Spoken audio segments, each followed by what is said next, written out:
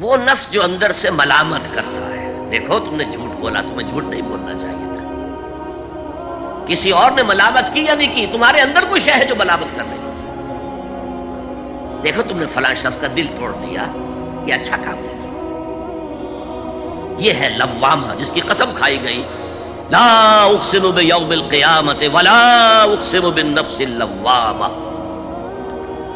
یہ نفس لوامہ ہر انسان میں ہے، اور جیسے ہمارے ظاہری وجود کے تقاضے ہیں، بھوک لگتی ہے، پیاس لگتی ہے، اسے کپڑے کی ضرورت ہے موسمی اثرات سے بچاؤ کے لیے، یہ جو مانوی شخصیت ہماری اندر ہے یہ بھی کچھ ڈیمانڈ کرتی ہے. اور انسان اپنے آپ کو مطمئن کرتا ہے، ریشنلائز کرتا ہے، ٹھیک ہے یہ تو خرابیاں ہیں، لیکن میں نے یہ کام بھی تو آخر کیے ہیں نا. یہ انسان کی ایک لازمی ضرورت ہے اپنے ضمیر کو مطمئن کرنا. اب دیکھیے ہمارے ہاں کے مختلف طبقات میں مختلف تصورات ہیں نیکی کے جو رائج ہیں. ہمارے ہاں ایک مذہبی طبقہ ہے جس کے نزدیک اصل اہمیت ریچولز کی ہے، عبادات کی ہے، رسومات کی ہے. معاملات میں وہ دھوکہ دے رہے ہیں، سودا کر کے پھر گئے، ان کے دلوں میں نرمی نہیں ہے، سائلوں کو دھتکارتے ہیں. لیکن ایک اعتبار سے بہت نیک ہے، سودی کاروبار کرتے ہیں. ٹھیک ہے بھائی، میں سودی کاروبار تو کرتا ہوں، میں نے مسجد میں تو بنوائی ہے، میں نے مسجد میں جھاڑ بھی تو لگوا دیا ہے، میں نے مسجد میں قالین بھی تو بچھوایا ہے. تو نیکی کا ایک تصور یہ ہے ہمارے، اس کے بالکل برعکس ایک تصور ہے جدید تعلیم یافتہ طبقات کا تصور. آپ نے بارہا سنا ہوگا گفتگو، بھائی اصل نیکی یہ ہے کہ کوئی کسی کو دھوکہ نہ دے، جھوٹ نہ بولے، وعدہ پورا کرے، اپنا فرض صحیح طور سے ادا کرے، کہیں ملازم ہے تو اپنے فرائض صحیح طور سے ادا کرے. باقی رہ گئی نماز روزہ، یہ تو انفرادی باتیں ہیں، یہ کوئی کرتا ہے تو اپنے لیے، نہیں کرتا ہے تو کوئی بات نہیں. یہ دونوں ایک دوسرے کے بالکل برعکس تصورات ہیں، اور یہ ہمارے معاشرے میں جدید تعلیم یافتہ طبقات کا تصور نیکی اور ہمارے قدیم علماء اور ان کے زیر اثر جو عوام ہیں ان کے تصور نیکی میں یہ زمین و آسمان کا فرق ہے. آپ کو معلوم ہے کہ اپنی جسم فروش عورتیں جو ہیں وہ بھی نیکی کا کوئی نہ کوئی کام کرتی ہیں. آپ دیکھیں گے محرم میں سیاہ کپڑے پہن کے جلوس کے آگے آگے جا رہی ہیں، سبیلیں لگا رہی ہیں. مختلف مزاروں میں جب عرس ہوتا ہے وہاں جاتی ہیں، دھمال کھیلتی ہیں، وہی سیاہ کپڑے پہن کے. وہ بھی اپنے آپ کو مطمئن کرتی ہیں. مشہور ہے ایک واقعہ شہنشاہ عالمگیر اورنگزیب کا. اس نے دلی میں گانے بجانے پر پابندی لگا دی. اب ظاہر بات ہے جن کا یہ پیشہ تھا ان کا دھندا ختم تو آمدنی ختم. لاکھ کوششیں کی لیکن اورنگزیب ٹس سے بس نہیں ہوا. تو انہوں نے ایک عجیب ترکیب کی. وہ دریائے جمنا بالکل ساتھ بہتا تھا، یہ قلعہ اس شکل میں بنایا گیا، اب تو ذرا فاصلے پر. تو ایک کشتی میں وہ جمع ہو گئے، سازندے بھی اور ساز بھی، اور گاتے بجاتے ہوئے. انہیں معلوم تھا فلاں وقت جو ہے بادشاہ جھروکے میں بیٹھ کر دریا کی سیر کرتا ہے، وہاں سے گزرے اور ایک شعر گاتے ہوئے گزرے. در کوئے نیک نامی مارا گزر نہ دارن، گر تو نمی پسندی تقدیر قدارا. در کوئے نیک نامی، یہ نیکی جو ہے اس کے کوچے میں ہمارا گزر ہی نہیں ہے. در کوئے نیک نامی مارا گزر نہ دارن، یہ تو اللہ کی طرف سے فیصلہ ہے، اس کی مقرر کردہ تقدیر ہے. گر تو نمی پسندی تغییر کل قضارا، اگر تجھے پسند نہیں ہے تو تقدیر بدل دے. تو بادشاہ ہنس پڑا اور اس نے کہا کہ ٹھیک ہے بھائی، گانے بجانے کی حد تک تمہیں اجازت ہے. تو ہر ایک طبقے کا اپنا ایک تصور ہے نیکی کا. جیسے میں نے پہلے عرض کیا، بڑے بڑے ڈاکو جو ہیں وہ اپنے علاقے کے بیواؤں یتیموں کی سرپرستی کرتے ہیں. ویسے نہایت درندگی، سفاکی، انسانی جان کی کوئی حیثیت ہی نہیں. تو نیکی اصل میں کس شے کا نام ہے، کون سی چڑیا کا نام ہے، نیکی حقیقت میں کیا ہے، وہ ہے اس آیت کا مضمون۔ میں مثال دیا کرتا ہوں، ایک عام قصہ ہے کہ کسی گاؤں میں پہلی مرتبہ ہاتھی آیا۔ اب وہاں نابینا لوگ جو تھے انہیں بھی پتہ چلا ایک عجیب جانور آیا ہے۔ وہ آئے اور کسی نے اس کی ٹانگ کو ٹٹولا، اس نے کہا ہاتھی ایک ستون کے مانند ہے۔ کسی کا اس کے کان کے اوپر ہاتھ پڑا، اس نے کہا چھاج کے مانند ہے وہ۔ کسی نے پیٹ کو ٹٹولا، بہت بڑا ڈھول ہے وہ۔ بالکل یہی معاملہ ہے نیکی کے تصور کے بارے میں۔ اڑائے کچھ ورق لالے نے، کچھ نرگس نے، کچھ گل نے، چمن میں ہر طرف بکھری ہوئی ہے داستان میری۔ کسی نے نیکی کا ایک حصہ لے لیا، کسی نے دوسرا لے لیا، کسی نے تیسرا لے لیا۔ وہ مکمل سراپا نیکی، حقیقی نیکی کس میں ہے، یہ ہے اس آیت کا مضمون۔ اب چوتھے نمبر پر یہ تمہیدی باتیں جو میں عرض کر رہا ہوں، اس آیت کا پس منظر کیا ہے جسے ہم کہتے ہیں شان نزول؟ کیا بحث چل رہی تھی جس میں ہدایت کے لیے یہ آیت نازل ہوئی؟ ذہن میں رکھیے کہ تحویل قبلہ اس آیت کا پس منظر ہے، شان نزول ہے۔ آپ کو معلوم ہے مکے میں جب تک حضور رہے، آپ جب نماز پڑھتے تھے تو آپ جنوبی جانب کھڑے ہوتے تھے، یعنی رکن یمانی اور وہ کونا کہ جس میں حجر اسود نصب ہے، ان دونوں کے درمیان کھڑے ہوئے کعبے کی طرف رخ کیا، تو اسی رخ پر بیت المقدس بھی ہے۔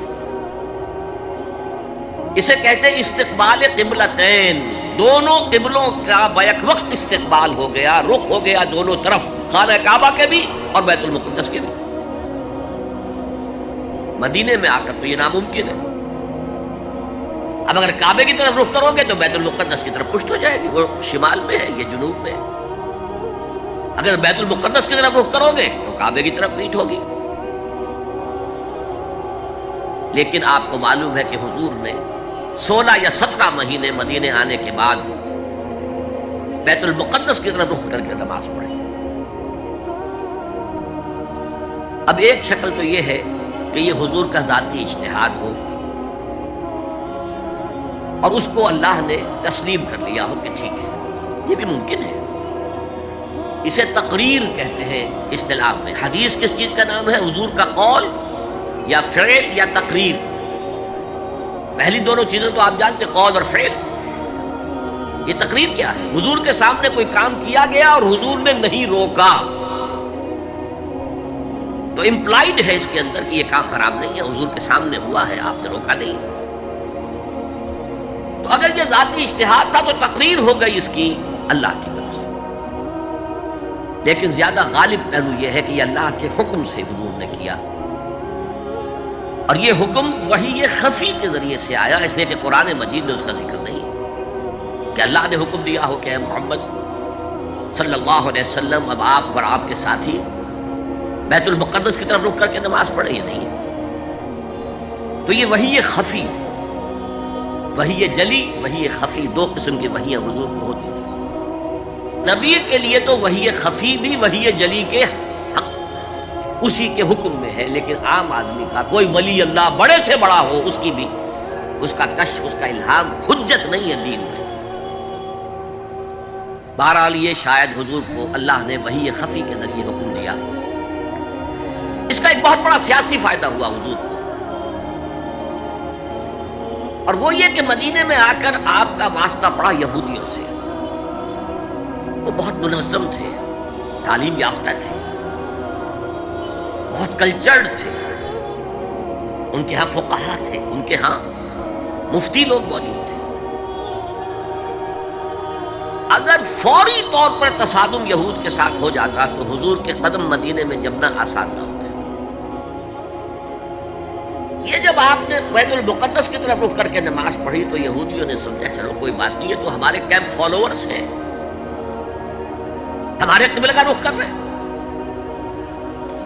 لہذا فوری طور پر ان کی طرف سے کوئی مخالفت وہ پیش نہیں آئی، اور اس 16 مہینے میں حضور کو اپنے قدم جمانے کا مدینہ منورہ میں پورا موقع ملا۔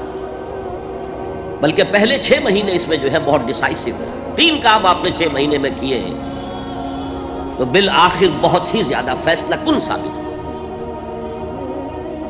نمبر 1 یہ کہ آپ نے مسجد نبوی کی تعمیر کر لی.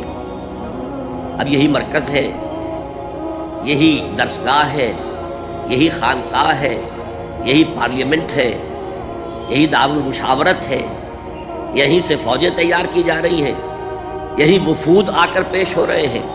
بہرحال ایک مرکز مہیا ہو گیا. نمبر 2 یہ کہ مہاجرین میں اور انصار میں مواخات، ایک مہاجر ایک Ansari, they were declared brothers. یہ تھی انٹیگریشن آف دی سوسائٹی.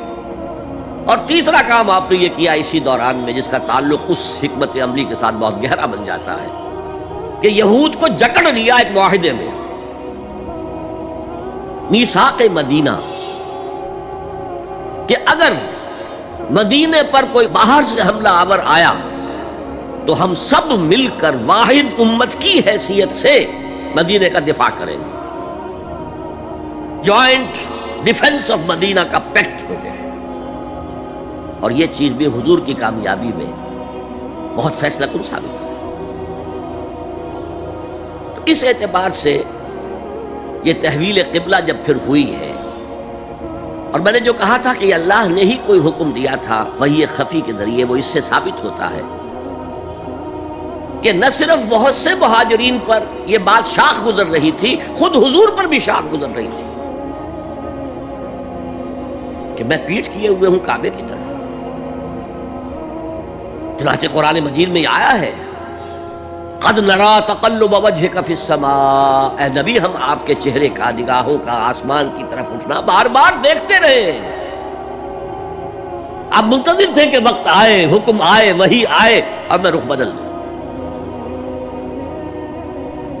وما جعلنا القبلة التي كنت عليها الا لنعلم من يتبع الرسول ممن ينقلب على عقبيه. یہ اللہ نے اپنی طرف منسوب کر دیا، اور ہم نے وہ قبلہ جس پر تم اب تک رہے ہو 16 مہینے 17 مہینے یہ مقرر کیا تھا تاکہ دیکھ لیں کہ کون ہے رسول کا اتباع کرنے والے اور کون ہے جو اپنے الٹے پاؤں پھر جانے والے. کیا مطلب ہے اس کا؟ مہاجرین مکے سے آئے تھے، ان کے دلوں میں عظمت جو ہے کعبے کی وہ پلی ہوئی تھی اندر ٹھوک ٹھوک کر. اب دیکھا اللہ نے حکم نہیں دیا وحی جلی کے ذریعے سے، یہ رسول کا حکم تھا. گویا کہ یہ ایک امتحان ہو گیا کہ کہیں تمہاری حمیت جاہلی، تمہاری محبت جو تمہیں کعبے سے ہے وہ تمہیں اسلام سے پھیر تو نہیں دیتی. آیا تم رسول کے حکم کو مقدم رکھتے ہو اور اپنی کسی سابقہ حمیت، جسے حمیت جاہلی ہم کہہ دیں گے، اس کو مقدم رکھتے ہو. یہ ایک سخت امتحان تھا جس میں کہ اہل مکہ جو مہاجرین تھے وہ مبتلا کیے گئے. اور خاص طور پر یہ بات کہ رسول کا حکم ماننے کی تاکید، چاہے ابھی قرآن میں کوئی آیت نہیں آئی ہے لیکن حقیقی مومن کے لیے رسول کا فرمانا بھی ایسے ہی ہے جیسے کہ اللہ کا فرمانا. اس کی تربیت بھی ہو گئی. لیکن یہ کہ اکثر کا معاملہ یہ تھا کہ یہ معاملہ شاخ گزر رہا تھا، یہاں تک کہ حضور کا معاملہ بھی تھا قد نرا تقلب وجهك في السماء فلنولينك قبلة ترضاها. تو اے نبی ہم بدل دیں گے قبلہ وہ جو آپ کو پسند ہے. اب رخ کرو مسجد حرام کی طرف. فولوا وجوهكم شطر المسجد الحرام. اب اپنا رخ کر لو مسجد حرام کی طرف. چنانچہ مدینے میں ایک مسجد القبلتین ہے، جو حضرات گئے ہیں زیارت کرتے ہیں انہوں نے زیارت کی. حضور مدینے سے باہر ایک قبیلے کی جگہ تھی، وہ وہاں گئے ہوئے تھے، کوئی دعوت طعام تھی، دوپہر کا کھانا تھا. اسی وقت ظہر کا وقت ہو گیا. حضور نے جماعت کھڑی کی اور قبلہ جو ہے بیت المقدس. اسی نماز کے دوران یہ آیات وحی نازل ہو گئی. آپ نے فوراً رخ بدلا اور پوری جماعت نے رخ بدل لیا. اور اسی لیے اس مسجد میں 2 قبلے ہیں، 2 محرابیں ہیں، ایک شمال کی جانب بیت المقدس کی جانب، دوسری جنوب کی جانب یعنی مکہ مکرمہ کی جانب. اب یہ تحویل قبلہ جو ہے یہ ہے بات اصل میں سمجھنے کی ایک بہت بڑے فتنے کی بنیاد بن گیا. فتنہ آزمائش کو کہتے ہیں اور فتنہ فساد کو بھی کہتے ہیں. فساد یہودیوں کی طرف سے شروع ہوا. یہ کیسا نبی ہے جس کا قبلہ ہی معین نہیں؟ ابھی یہ شمال کی طرف رخ کر کے نماز پڑھ رہا تھا اور اب اس نے جو ہے جنوب کی طرف رخ کر لیا. کیسا رسول ہے یہ؟ کیسا نبی ہے؟ حضور کے خلاف لوگوں کو بھڑکانے کا انہیں اب ایک موقع آ گیا. اور آپ کے علم میں ہے کہ اوس اور خزرج کے جو عوام ہیں وہ یہود کے بہت زیر اثر تھے، بہت زیر اثر تھے. وہی بات کہ وہ سمجھتے تھے ہمارے پاس نہ کوئی شریعت ہے، نہ کتاب ہے، نہ کوئی قانون ہے، نہ ہمارے ہاں کوئی مفتی ہے، نہ قاضی ہے. ان کے ہاں تو کتاب ہے، شریعت ہے، مفتی ہے، قاضی ہے. ان کا تو بڑا کلچرڈ لوگ ہیں. تو ایک روب تھا ان کا. لہذا یہ ایک ان کو موقع مل گیا کہ اس پر لوگوں کے جذبات کو بھڑکائیں اور حضور سے برگشتہ کر دیں.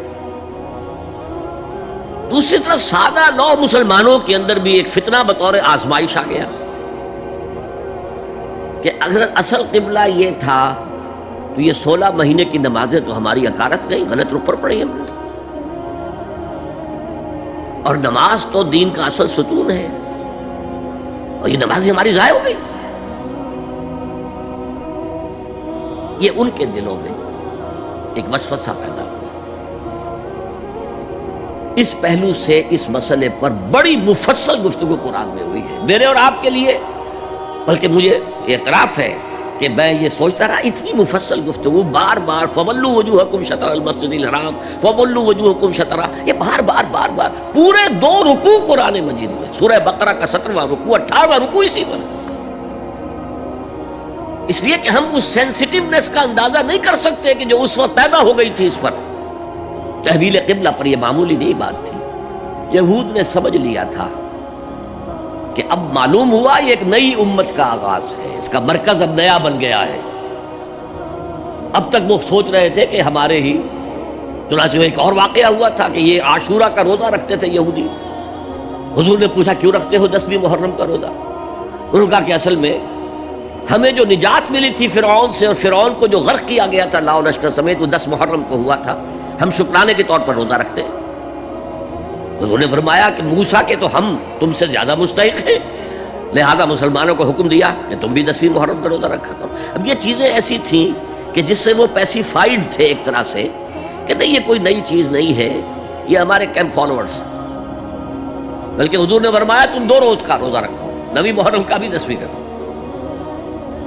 بہرحال اس پر جو ایک تشویش ہوئی ہے، اس تشویش کو دور کرنے کے لیے 2 رکوع 17واں 18واں رکوع 2 رکوع پورے کے پورے اسی بحث پر مشتمل ہیں. اور اس کے علاوہ اب میں مثال دوں کہ میرا ایک ہاتھ یوں ہے، ایک ہاتھ یوں ہے، بیچ میں میرا جسم ہے. تو اس بحث کا جسم جو ہے وہ تو وہ 2 رکوع ہیں، رکوع 17واں 18واں. لیکن ادھر دور پہلے ایک آیت آ گئی تھی جس نے زمین ہموار کی. للہ المشرق والمغرب فینما تولوا فثم وجہ اللہ. 2 رکوع پہلے. مشرق و مغرب سب اللہ کے ہیں، جدھر بھی رخ کرو اللہ کا رخ ہے. قبلے کا مطلب یہ تو نہیں ہے کہ اللہ اس سمت میں محدود ہے، معاذ اللہ. اللہ کا رخ، اللہ تو مشرق میں ہے، مغرب میں ہے، شمال میں ہے، جنوب میں ہے، فوق میں ہے، تحت میں ہے، ہر جگہ ہے. للہ المشرق والمغرب فینما تولوا فثم وجہ اللہ. مشرق و مغرب سب اللہ کے ہیں، جدھر بھی تم رخ کرو گے وہ اللہ کا رخ ہے. یہ ایک تمہید ہو گئی تھی. اس کے بعد ویسے وہاں جا کر عجیب سا محسوس ہوتا ہے کہ یہاں تو کوئی سیاق و سباق تو تھا نہیں. یہ آیت کس حوالے سے آئی ہے؟ اصل میں اس بحث کے لیے تمہید وہاں سے شروع کر کے بات چھوڑ دی گئی. اور پھر 2 رکوع آگے جو ہے وہ یہ آیت آ گئی کہ اگر ابھی کوئی ریزیڈول ایفیکٹ باقی ہے تو اب ان سے کہا جا رہا ہے سخن شناس نئی دل برا خطائی جاست. لوگوں تم بات نہیں سمجھتے، سخن شناس نہیں ہو اے میرے محبوب. دل برا، سخن شناس نئی دل برا خطائی جا. خطا یہاں ہے. تم جسے اصل نیکی سمجھ بیٹھے ہو، ریچول، ظاہری شکل، وہ اصل نیکی نہیں ہے، وہ کل نیکی نہیں ہے. نیکی تو اصل میں ایک روح ہے. جو پورے وجود میں سرایت کرتی ہے، ایک بالکل مختلف انسان وجود میں لاتی ہے، ایک پورا مختلف کردار وجود میں لاتی ہے۔ نیکی تو حقیقت میں وہ ہے، جیسے کہ ہمیں معلوم ہے نماز کا ایک ظاہر ہے، فقہ اس سے بحث کرے گی، لیکن اصل نماز آپ کو اللہ کی حضوری کا شرف حاصل ہوا، کچھ حضور قلب میسر آیا، کوئی خشوع و خضوع ہوا، کوئی اللہ کے ساتھ مخاطبت اور مکالمے کی صورت پیدا ہوئی؟ کیا تم نے جب سجدہ کیا تو محسوس کیا کہ تم نے اپنے رب کے قدموں پر اپنا سر رکھ دیا ہے؟ اگر یہ نہیں ہے تو ٹھیک ہے، فقہی نماز ادا ہو گئی، اصل نماز تو ادا نہیں، نماز کی روح تو تم نے نہیں پائی۔ تو ہر شے کا ایک ظاہر ہے اور ایک اس کی روح ہے، باطنی روح۔ ہم اپنی مجبوری سے ظاہری ہی بات کو دیکھ سکتے ہیں، روح تو ہماری نگاہوں کے سامنے ہے نہیں، جس کا نتیجہ یہ نکلتا ہے کہ صرف ظاہر ہی ظاہر رہ جاتا ہے، روح کی طرف توجہ ہی نہیں ہوتی۔ اور یہی سب سے بڑا الزام، سب سے بڑی تنقید حضرت مسیح کی تھی یہودیوں پر۔ تم مچھر چھانتے ہو اور سموچے اونٹ نکل جاتے ہو۔ ظاہری معاملات میں، فقہی معاملات میں بحثیں ہو رہی ہیں، مفصل بحثیں ہو رہی ہیں، اور کفر کے فتوے لگ رہے ہیں، تم نے اگر یہ کر دیا تو یہ ہو گیا، اور سموچے اونٹ نکل رہے ہو، حرام کاموں میں تم ملوث ہو، سود تم لے رہے ہو۔ یہ ہے کہ تمہارا معاملہ سارا کا سارا دین کی ظاہر سے رہ گیا۔ اور یہ جو فرمایا ہے کہ تمہاری مثال ان قبروں کی سی ہے جن کے اوپر تو سفیدی کر رکھی ہے لیکن اندر گلی سڑی ہڈیوں کے سوا کچھ نہیں۔ روح دین سے تم ناآشنا ہو چکے ہو، محبت خداوندی تم میں نہیں ہے، لیکن ظاہر پرستی ہے، مظاہر پرستی ہے، ریچولزم ہے، تمہارا دین یہ بن کر رہ گیا۔ آج ہمارے ہاں بھی صورتحال مختلف نہیں ہے، میں عرض کر چکا ہوں۔ سب سے بڑا طبقہ ہمارے ہاں ظاہر بات ہے کہ جو ہمارے علماء کے زیر اثر ہے، اور وہ فقہاء ہیں، اور فقیہ کا کام ہی ہے کہ وہ ظاہر سے بحث کرے، باطن سے تو بحث نہیں کر سکتا۔ لہذا ریچولز ہی ریچولز رہ گئے ہیں، حقیقی روح ہر شے کی ختم ہو چکی، رہ گئی رسم اذاں روح بلالی نہ رہی، اور فلسفہ رہ گیا تلقین غزالی نہ رہی۔ نماز و روزہ و قربانی و حج یہ سب باقی ہے، تو باقی نہیں۔ اب آئیے اس پر غور کیجئے، جو میں نے عرض کیا تھا لیس البر، اب زبر اور پیش میں زمین و آسمان کا فرق ہو جاتا ہے۔ لیس البر ہوتا جیسا کہ ہے سورہ بقرہ میں آگے جا کر، لیس البر ان تأتوا البیوت من ظہورہا، ان کے ہاں یہ قاعدہ تھا یا ایک رواج ہو گیا تھا کہ اگر احرام باندھ کر گھر سے نکل آئے اور اب کسی ضرورت سے گھر جانا پڑا، دروازے سے نہیں داخل ہوئے، ایک دفعہ احرام باندھ کے نکل آئے، اب کیسے جائیں واپس؟ تو گھر کے پچھواڑے سے دیوار پھلانگ کے جاتے تھے۔ تو وہاں کہا یہ کوئی نیکی نہیں ہے۔ لیس البر ہوتا تو اس کا مطلب ہوتا سرے سے کوئی نیکی نہیں ہے، یہ تو ہمارا من گھڑت ایک خیال ہے۔ لیس البر یہ خبر ہے جسے مقدم کیا گیا ہے، اور اس کا مفہوم اب ہو گیا حصر کا، کل نیکی یہ نہیں ہے، یعنی نیکی کا ظاہر بھی ضروری ہے۔ یہ نہ سمجھو کہ نماز کا ظاہر کوئی معنی نہیں رکھتا، طہارت حاصل ہوئی ہے یا نہیں ہوئی ہے، وضو صحیح ہوا ہے یا نہیں ہوا ہے، جو پانی استعمال کیا تھا وہ بھی پاک تھا کہ نہیں تھا، یہ ساری چیزیں ضروری ہیں، دین کا ظاہر بھی ضروری ہے۔ یہ نہ نفی کیجئے کہ ان فقہا کا کیا ہے، ظاہر ہی کو لیتے ہیں۔ ہمارے ہاں بعض جو ہے انتہا پسند جو ہے، جو ملنگ ٹائپ صوفی ہوتے ہیں، ایک تو حقیقی کوئی صوفی ہو، ایک ملنگ وہ ان تمام چیزوں کو چھوڑ بیٹھتے ہیں۔ جیسے میں نے آپ کو شعر سنایا تھا اور اختلاف بھی کیا تھا، مولانا روم نے کچھ زیادتی کی ہے، سختی کی ہے، انداز بیان اچھا نہیں ہے کہ ماز قرآن مغزہ برداشتیم استخاں پیش سگاں انداختیم، ہم نے قرآن سے اس کا اصل مغز جو ہے وہ کشید کر لیا ہے، ہڈی کا گودا ہم نے کھینچ لیا، اب ہڈی خالی ہمیں پھینک دی ہے۔ یہ ہمارے صوفیہ میں سے بعض کا طرز عمل رہا ہے جو غلط ہے۔ نہیں، ظاہر بھی اہم ہے، ظاہر بھی نیکی ہے۔ صلو کما رأیتمونی اصلی، نماز پڑھو اسی طرح جیسے مجھے دیکھتے ہو کہ میں نماز پڑھتا ہوں، ظاہر بھی کنفرم کرنا چاہیے اس کے ساتھ، لیکن اصل شے نماز میں توجہ ہے، انابت ہے، خشوع ہے، خضوع ہے، حضور قلب ہے. لہذا یہاں ترجمہ ہوگا کل نیکی یہی نہیں ہے کہ تم اپنے چہرے مشرق اور مغرب کی طرف کر لو. یہ تو ظاہر ہے. اور اس میں مجھے غالب کا شعر یاد آ رہا ہے، قبلے کو اہل نظر قبلہ نما کہتے ہیں، ہے پرے سرحد ادراک سے اپنا مسجود. جسے ہم سجدہ کر رہے ہیں وہ تو ہمارے ادراک اور شعور اور وہم اور خیال اور تصور اور تخیل سے وراء الورا وراء الورا وراء الورا ہے پرے سرحد ادراک سے اپنا مسجود. قبلے کو اہل نظر قبلہ نما کہتے ہیں. یہ کعبہ تو قبلہ نما ہے. بہرحال اب اس کی نفی کرتے ہوئے، جزوی نفی، کلی نفی نہیں ہے. لیس البر، کل نیکی یہ نہیں ہے کہ تم اپنے چہرے مشرق اور مغرب کی طرف کر لو. ولکن البر، بلکہ نیکی اس کی ہے. یہاں پر بھی اب لفظ محذوف ہے، ولکن البر بر من آمن باللہ والیوم الآخر. نیکی تو حقیقت میں اس کی ہے. اس میں آگے بڑھنے سے پہلے مجھے یاد آیا کہ میں بر کے مفہوم پر بھی کچھ گفتگو کر لوں. بر کسے کہتے ہیں؟ بہت عمدہ باتیں جو ہے پہلے کہی ہیں. بر اور بر یہ دونوں مادہ تو ایک ہی ہے. بحر و بر، جب تک انسان سمندر میں رہتا ہے، آج کا تو خیر تصور نہ کیجئے، پہاڑوں جیسے جو ہے پہاڑ سمندر میں چل رہے ہوتے، عام حالات میں کوئی اس کے ادھر ادھر جو ہے کوئی ہچکولے محسوس نہیں ہوتے. لیکن پرانے زمانے کے سمندر کا تصور کیجئے تو ہر وقت وہ ہے آدمی غیر مطمئن ہوتا تھا. اسی وقت کچھ ہو سکتا ہے، ہچکولا آ رہا ہے، ادھر سے آ رہا ہے، ادھر سے آ رہا ہے. تو دل میں ایک خوف سا رہتا تھا، ایک بے چینی سی رہتی تھی، عدم تحفظ کا ایک احساس رہتا تھا. بر پر، خشکی پر آتے ہی اطمینان ہو گیا. تو یہ اصل میں انسان کے باطنی اطمینان کے لیے جو ابھی آپ نے فرمایا کہ نیکی وہ ہے کہ جس کو کر کے تمہیں خوشی حاصل ہو.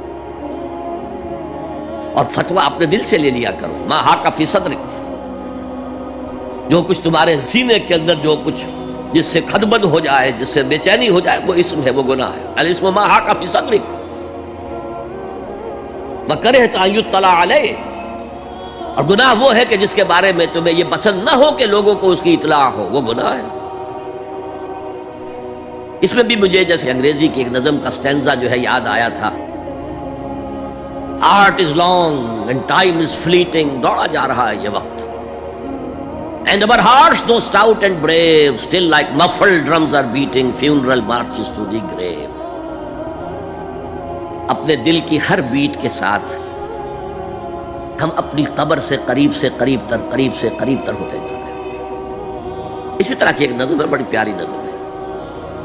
Charities that soothe and heal and bless are scattered over the feet of men like flowers. وہ بھلائیاں، وہ نیکیاں، وہ خدمت خلق، charities which soothe and bless and heals، دل کے اوپر مرہم سا رکھا جاتا ہے نیک کام کر کے. دل کو خوشی ہوتی ہے نیک کام کر کے. Charities that soothe and heal and bless are scattered over the feet of man like flowers. یہ تو ان پھولوں کے مانند ہے جو انسان کے قدموں میں پڑے ہوئے ہیں، جس کو چاہے اٹھا لے، جو چاہے اٹھا لے. No mystery is here, no special moon for the high and not for the low. The smoke ascends as high from the hearth of a humble cottage as from that of a haughty palace. دھواں اٹھتا ہے تو ایک کٹیا میں جو چورا جل رہا ہے اس سے بھی اٹھے گا تو جائے گا اوپر، اور محل کا کوئی بہت بڑا کچن ہے تو اس سے بھی اٹھے گا تو اوپر جائے گا. لہذا یہ غریب اور امیر کا فرق نہیں ہے، ہر شخص اس نیکی میں سے حصہ لے سکتا ہے. تمہارے پاس ایک روٹی تھی، تم نے آدھی دے دی کسی مانگنے والے کو، تمہارا حصہ ہو گیا، بہت بڑا حصہ ہو گیا. اور کسی بڑے امیر آدمی نے 150 جو ہے مسکین کو کھانا کھلا دیا، وہ اس کے قریب بھی نہیں آ سکے گا اجر و ثواب کے اعتبار سے اس شخص کے کہ جس کے پاس ایک ہی روٹی تھی اور اس نے آدھی دے. تو بر جو ہے حقیقت میں لیس البر ان تولوا وجوهکم قبل المشرق والمغرب ولکن البر من آمن باللہ والیوم الآخر والملائکۃ والکتاب والنبیین. میں بھی ایک زمانے میں اس پر کچھ متردد سا ہوتا تھا، کچھ سوچتا تھا یہ نیکی کا تعلق تو ہم عمل سے سمجھتے ہیں، یہاں ایمان کی بحث کی کیا ضرورت ہے؟ ایمان تو ایک باطنی حقیقت ہے، نیکی جو ہے وہ ایک ظاہری خارجی حقیقت ہے. لیکن پھر سمجھ میں آیا کہ اصل نیکی وہ نیت ہے جس کے ساتھ وہ کام کیا جا رہا ہے. اگر خیرات بانٹی جا رہی ہے، جھگیوں میں جا کر میلے کچیلے بچوں کو گود میں لے کر اپنی سفید اشکروں کو بھی خراب کیا جا رہا ہے، اور معلوم ہے کہ یہ اس لیے کر رہا ہے کہ آئندہ الیکشن میں کھڑا ہونا ہے، تو کوئی ہے جو کہے گا کہ یہ نیکی ہو رہی ہے؟ کام تو بظاہر بڑی نیکی کا کام ہے. نیکی کے لیے شرط اول اللہ پر ایمان ہے، اس کی موٹیویشن لو آف گاڈ. اس کے سوا اگر کوئی اور موٹیو ہے، اگر دنیا میں شہرت چاہیے، اگر اس نیکی کے ذریعے سے بھی مال کمانے کا معاملہ ہے، دھندا ہے، نیکی کے پردے میں دھندا ہو رہا ہے، وہ نیکی نہیں ہے، چاہے ظاہری اعتبار سے وہ بہت بڑی نیکی ہو. تو سب سے پہلا مسئلہ نیت کا ہے، نیت کا ہے، نیت کا ہے. کس ارادے کے تحت یہ نیکی کی جا رہی ہے؟ کیا مقصود ہے، کیا مطلوب ہے؟ چنانچہ نوٹ کیجئے، اکثر محدثین نے اپنے جو مجموعے مرتب کیے احادیث کے، ان میں پہلی آیت کون سی، پہلی حدیث کون سی لاتے ہیں؟ حضرت عمر رضی اللہ تعالیٰ عنہ سے روایت ہے، انما الاعمال بالنیات. نیکیوں کا، نیک اعمال کا دار و مدار نیتوں پر ہے. وانما لکل امرئ ما نویٰ، ہر شخص کو وہی کچھ ملے گا جس کی اس نے نیت کی ہوگی. فمن كانت ہجرته الى اللہ ورسولہ فہجرته الى اللہ ورسولہ. جو کوئی ہجرت کر رہا ہے، مکے میں گھر بار چھوڑ کر جا رہا ہے، اپنے وطن کو ترک کر کے جا رہا ہے مدینے کی طرف، صرف اللہ اور رسول کے لیے، اس کی ہجرت اللہ اور اس کے رسول کے لیے. ومن كانت ہجرته للدنیا يصيبها، اور اگر اس شخص کی ہجرت دنیا کے لیے ہے کہ اس کو حاصل کر لے. مثلا میں دیتا ہوں مثال، ایک مسلمان تھا، اس کا کوئی کاروبار تھا، اس کے خریدار مسلمان ہی تھے، وہ جا رہے ہیں، اب کیا کرے گا؟ مشرکوں نے سو تو اس کا سامان نہیں لینا، اب وہ بھی چلے جا رہے ہیں. یہ اللہ کو معلوم ہے کہ اس کے ہجرت کا اصل سبب کیا ہے، ہم نہیں طے کر سکتے. لیکن اللہ کے ہاں جو کھاتا کھلا ہوا ہے، اس کی یہ ہجرت جو ہے اللہ اور اس کے رسول کے لیے شمار نہیں ہوگی. ومن كانت هجرته للدنیا يصيبها اب امرأۃ ينكحها، یا کسی عورت کے لیے ہو کہ اس سے نکاح کرے.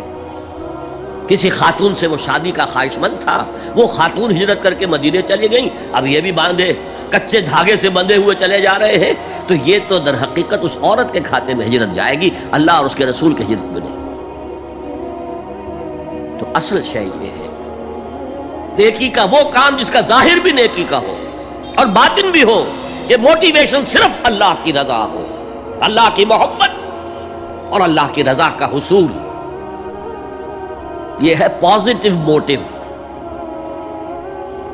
ایک نیگیٹو سائیڈ بھی ہے.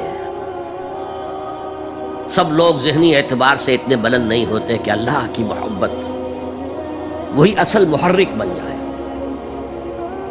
یہی وجہ ہے کہ حضور نے اس کو صلی اللہ علیہ وسلم کمال ایمان سے تعبیر کیا ہے، من احب للہ وابغض للہ واعطى للہ ومنع للہ فقد استکمل الایمان. جس نے کسی سے محبت کی تو اللہ کے لیے کی، کسی سے نفرت اور بغض رکھا تو اللہ کے لیے رکھا، کہ اللہ کو اس سے نفرت کرنا پسند ہے.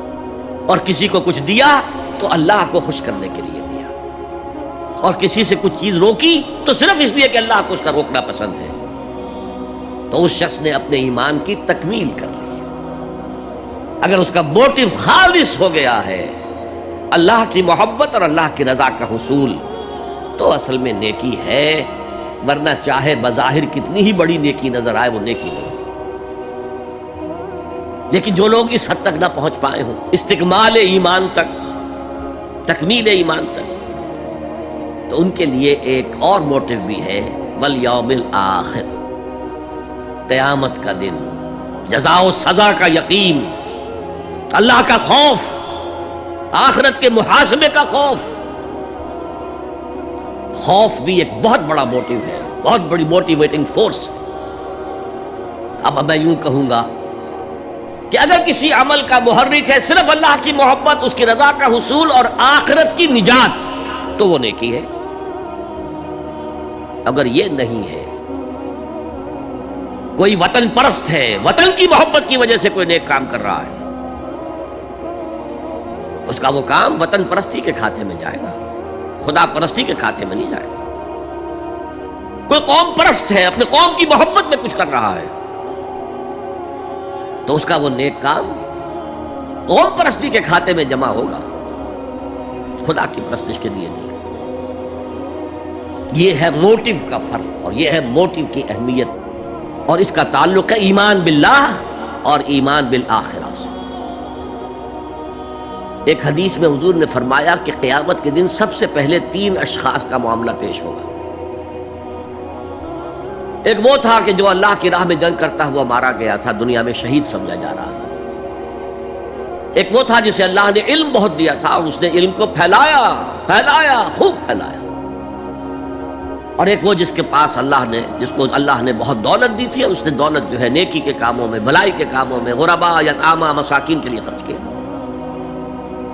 اب اللہ پوچھے گا ان شہید صاحب سے کہ دیکھو میں نے تمہیں صحت دی تھی، جسمانی قوت دی تھی، تم نے کیا کیا؟ وہ کہے گا اے اللہ میں نے تیرے لیے قتال کیا اور اپنی جان دے دی۔ اللہ فرمائے گا کذبت، تو نے جھوٹ بولا، انک قد قاتلت لأن یقال جریء، تو نے تو یہ جنگ میں حصہ لیا تھا اس لیے کہ تیری شجاعت کا ڈنکا بج جائے، تیری جرأت کی شہرت ہو جائے۔ وقد قیلا، وہ کہا جا چکا، اب یہاں تمہارے لیے کچھ نہیں ہے۔ اور فرشتوں کو حکم ہوگا اور اوندے منہ گھسیٹتے ہوئے اس کو جہنم میں ڈال دیں۔ یہی حشر ہوگا اس عالم کا، تو نے وہ نیکی کا کام کیا تھا، لئن یقال عالم، کہا جا چکا دنیا میں، ڈنکا بج چکا تمہاری شہرت کا۔ اب اس میں نوٹ کیجئے، اگر کسی عالم کے علم کا ڈنکا بج جائے، اس کی اپنی نیت وہ نہیں تھی تو اس کے اندر کوئی خرابی نہیں ہے۔ یہاں معاملہ نیت کا ہے۔ اگر نیت یہ ہو کہ میرے علم کی شہرت ہو جائے، میرے ہاتھ چومے جائیں، مجھے نذرانے پیش کیے جائیں، تو پھر وہی حشر اس کا ہوگا کہ اوندھے منہ گھسیٹ کر جہنم میں ڈال دیا جائے۔ یہی حشر اس سخی کا ہوگا جس نے سخاوت کی تھی، جس کی سخاوت کے ڈنکے بج گئے تھے، اس کا بھی یہی حشر ہوگا۔ تو انما الاعمال بالنیات، اور یہاں نیکی کی بحث میں سب سے پہلے ولکن البر بر من آمن باللہ والیوم الآخر۔ اب جو والملائکۃ والکتاب والنبیین، ان تینوں کو جمع کر لیجئے، اس سے مراد ہے نبوت اور رسالت۔ ملائکہ وحی کا ذریعہ ہیں جو انبیاء تک لے کر آتے رہے، اس وحی کا جو ریکارڈ مرتب ہوا وہ کتابیں ہیں، اور جن پر وہ وحی آئی وہ نبی ہیں۔ ان تینوں کو جمع کر لیجئے، رسالت، ایمان باللہ، ایمان بالآخرہ اور ایمان بالرسالت۔ اب اس کا تعلق کیا ہے نیکی کے ساتھ؟ یہ ذرا گہری بات ہے۔ دیکھیے نیکی کا جذبہ بھی، جو انسان کے پیشنز ہوتے ہیں وہ اندھے بہرے ہوتے ہیں، پیشنز، جذبات۔ نیکی بھی ایک جذبہ ہے، کبھی یہ جذبہ حد اعتدال سے تجاوز کر کے بدی بنا دیتا ہے، جیسے رہبانیت، ترک دنیا، شادی نہیں کروں گا، گھر گھرستی کا بکھیڑا مول نہیں لوں گا، بس اللہ سے لو لگاؤں گا۔ ظاہر بات ہے جس نے بھی فیصلہ کیا نیکی کے جذبے کے تحت کیا نا، لیکن اس کا جو نتیجہ نکلا اکثر و بیشتر پھر حرام کاری ہوئی۔ آپ عیسائیت کی جو ہے ہسٹری آف کرسچین موناسٹسزم، اس کا مطالعہ کیجئے. انہوں نے خود لکھا ہے کہ بظاہر راہب خانے ہیں، راہب اور راہبائیں رہتی ہیں، اور ان کے تہخانوں میں حرامی بچوں کے قبرستان ہو جاتے تھے. یہ نیکی کے جذبے نے بدی کو جنم دیا ہے. حضور کے ساتھ ایسا ہوا. 3 اشخاص آئے، انہوں نے حضور کی ازواج مطہرات سے معلوم کیا آپ رات کو کتنا وقت نماز میں لگاتے ہیں، آپ مہینے میں کتنے نفلی روزے رکھتے ہیں. اب جو کچھ انہیں بتایا گیا، حضور کی زندگی کھلی کتاب تھی، بتا دیا گیا اتنا عرصہ جو ہے آپ رات کو تہجد پڑھتے ہیں، بتا دیا گیا مہینے میں اتنے روزے رکھتے ہیں. انہوں نے اسے کم سمجھا، فتقالوہا، قلیل سمجھا کہ یہ تو زیادہ نہیں ہے، ہمارا تو خیال تھا کہ آپ ساری رات ہی کھڑے رہتے ہو. لیکن اپنے دل کو مطمئن کرنے کے لیے کہ حضور کی کہیں توہین بھی نہ ہو جائے، کہا جی انہیں تو ضرورت نہیں ہے، وہ تو معصوم ہی ہیں، ان کی خطائیں اول تو ہوتی نہیں، اگر کوئی ہے بھی تو اللہ نے کہہ دیا قد غفر اللہ لک ذنبک ما تقدم منہا وما تاخر، اللہ نے تو معاف کر دی اگلے پچھلے سارے گناہ، میرے لیے یہ کافی نہیں ہے. ایک نے کہا میں پوری رات عبادت کروں گا، اپنی کمر بستر سے نہیں لگاؤں.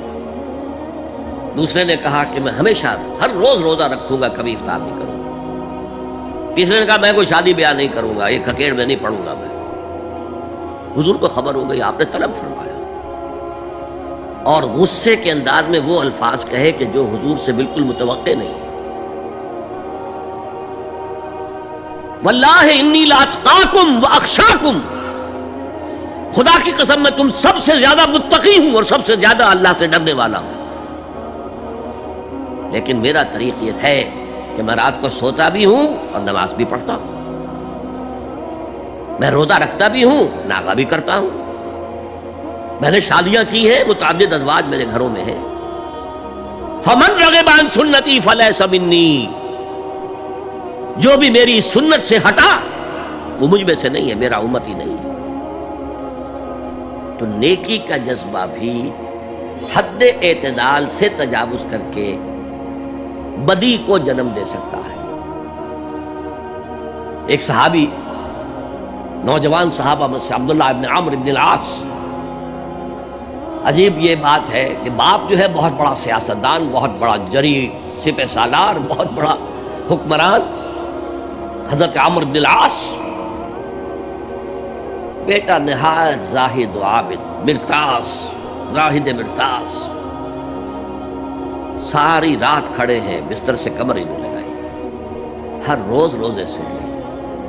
یہ خبر دی گئی حضور کو تو آپ نے طلب فرمایا یا عبداللہ اولم اخبر انک تقوم اللیل وتصوم النہار، اے عبداللہ مجھے یہ خبر نہیں دی گئی ہے، یعنی یہ بات جو ہے صحیح ہے کہ نہیں کہ تم ساری رات عبادت کرتے ہو، ہر روز روزہ رکھتے ہو؟ کیا کہہ سکتے تھے؟ بلا یا رسول اللہ، حضور ایسا تو ہے. فرمایا لا تفعل، ہرگز ایسا مت کرو.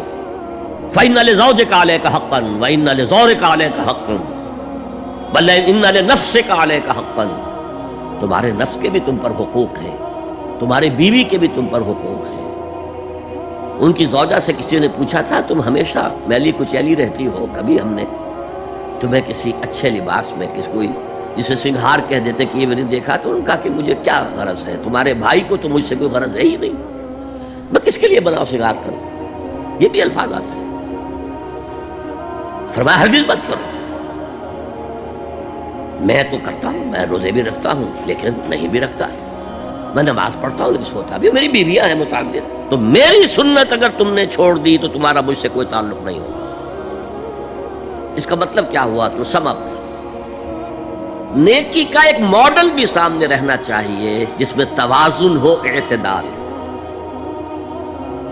انبیاء وہ توازن پیش کرتے ہیں اپنے کردار اور شخصیت کے ذریعے سے. وہ جو فرمایا گیا لقد کان لکم فی رسول اللہ اسوۃ حسنہ، تمہارے لیے اللہ کے رسول کی شخصیت میں ایک اچھا نمونہ ہے. یہ نمونہ معتدل ہے، متوازن ہے.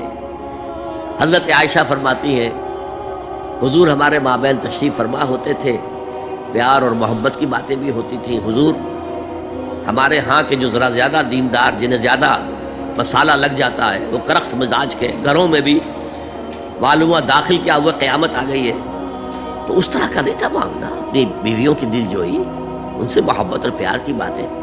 لیکن حضرت عائشہ فرماتی ہے کہ ہمارے درمیان بیٹھے ہوتے تھے اور پیار و محبت کی گفتگو ہو رہی ہوتی تھی، اذان کی آواز آتے ہی ایسے ہی اٹھ کر چل دیتے تھے جیسے ہمیں جانتے بھی نہیں کہ ہم کون ہیں۔ یہ توازن پیدا کرو، ترک دنیا نہیں، دنیا میں رہو اور پھر وہ کردار پیش کرو جو محمد نے پیش کیا صلی اللہ علیہ وسلم اور آپ کے صحابہ نے پیش کیا۔ دنیا میں رہتے ہوئے ترک دنیا، ترک دنیا اس معنی میں دنیا مقصود نہ بن جائے، مطلوب نہ بن جائے۔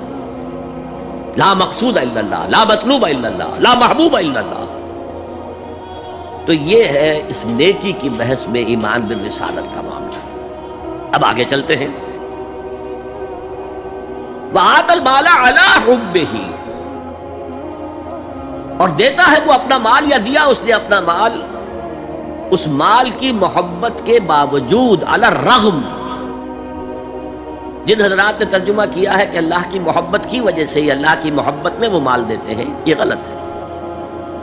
جو بحث ہو چکی ہے، موٹیویشن تو ان کی درست ہو گئی، ایمان باللہ، ایمان بالآخرہ سے، اب آگے اس کے تکرار کی ضرورت نہیں ہے۔ اور عربی میں کسی کی محبت میں کوئی شے آئے تو فی یا لام آئے گا، علی آتا ہے مخالفت کے لیے، علی الرغم۔ مال محبوب ہے، کس کو نہیں ہے؟ زین للناس حب الشہوات من النساء والبنین والقناطر المقنطرۃ من الذهب والفضة والخیل المسومۃ والانعام والحرث۔ انسان کی سرشت کو اللہ سے زیادہ جاننے والا کون ہے؟